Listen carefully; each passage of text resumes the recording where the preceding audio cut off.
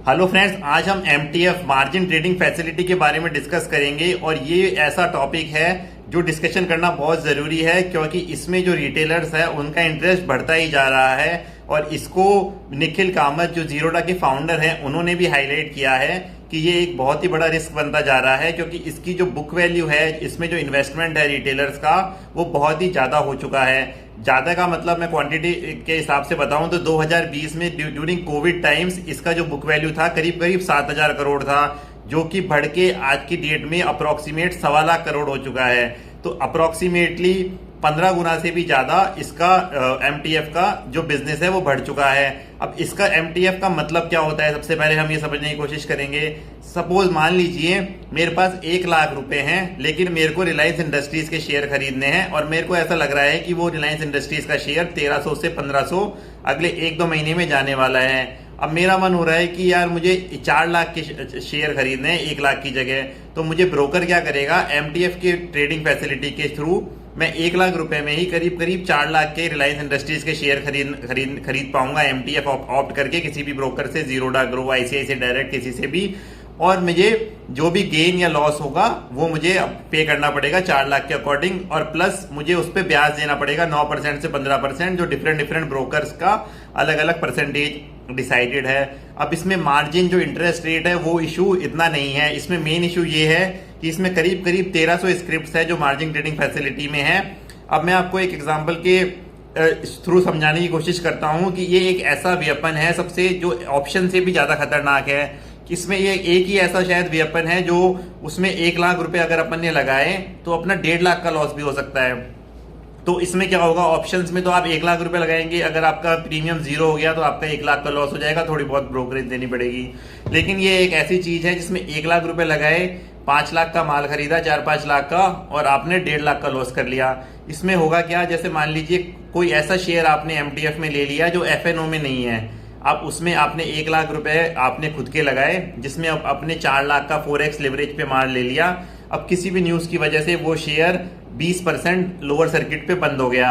अब lower circuit पे जब वो बंद हो गया तो आपका एक तरह से जो कैपिटल है वो ऑलमोस्ट वाइप्ड आउट हो गई। अब जब अगले दिन सुबह वापस खुला तो किसी, जैसे मान लीजिए कोविड के टाइम में लगा था, लोअर सर्किट लग रहे थे, वैसे ही एक और लोअर सर्किट उस पर 10% का लग गया।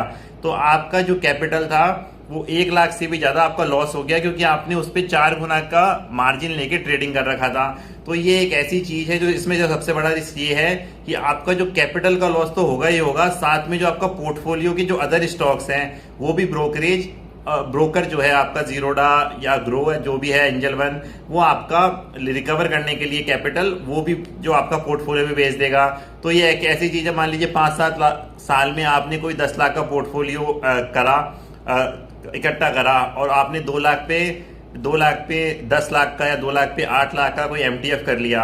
अब उसमें हो सकता है कि आपका जो पूरा पोर्टफोलियो है, 2 लाख रुपए तो खतरे में है ही है, जो आपका पूरा पोर्टफोलियो है वो भी जीरो होने के पूरे चांसेस हैं। और स्पेशली जो अभी जो ज्यादा चांसेस हैं क्योंकि जैसे जैसे ये बढ़ता जा रहा है वैसे वैसे ही रिस्क और भी बढ़ती जा रही है। और मेनली जो इसमें एक चीज है, ये हमेशा ही बुरा है ऐसा नहीं है। जैसे मान लीजिए मैंने रिलायंस इंडस्ट्रीज के कोई शेयर लिए और उसमें मैंने 1 लाख पे 4 लाख के 1 लाख लगा के 4 लाख पे शेयर्स लिए, और मेरे पास एक वो है कि मैं उस पर, जैसे मान लीजिए 10% रिलायंस इंडस्ट्रीज गिर गया तो मैं वो 10% का मार्जिन मैं एक कैपेबल हूं, अगर मैं कभी भी उसको वापस डिप्लॉय कर सकता हूं, मेरे पास कोई एक्स्ट्रा डेट फंड पड़ा हुआ है, तो मेरे लिए एमटीएफ करना इतना ज्यादा रिस्की नहीं है क्योंकि मैं जब भी ब्रोकर मुझसे पैसे मांगेगा एसएमएस और ईमेल के थ्रू तो मैं तुरंत उसमें जमा करा पाऊंगा।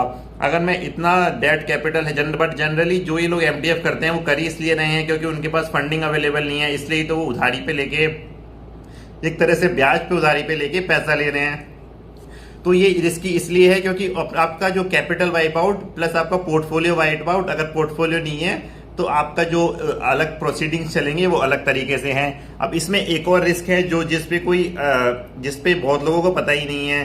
आपका शेयर कुछ भी गिरा नहीं गिरा वो अलग चीज है। जैसे मान लीजिए मैंने बालकृष्ण इंडस्ट्रीज को एमटीएफ पे बाय कर लिया, अब अगले दिन एक्सचेंज ने बोला कि बालकृष्ण इंडस्ट्रीज एमटीएफ से बाहर हो चुका है।